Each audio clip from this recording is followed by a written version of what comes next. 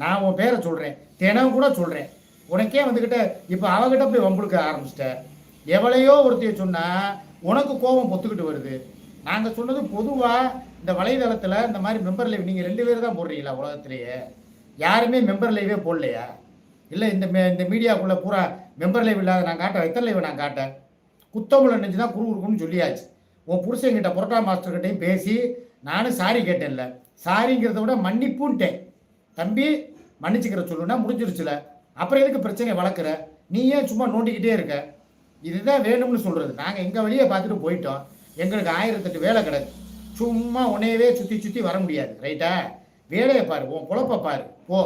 இனி உன் பொழப்பை நான் கெடுக்க மாட்டேன். வேற எவ பொழப்பையும் நான் கெடுக்க மாட்டேன். உங்கள் வேலையை பார்த்துட்டு போங்க. ஆளை விடுங்க. எப்படான்னு காத்துக்கிட்டு இருப்பீங்களா? எவன்டா ஏதாவது பேசுவேன், எவன் வாயை பிடுங்கி திருப்பி பிரச்சனையை உருவாக்குவோம். இந்த அந்த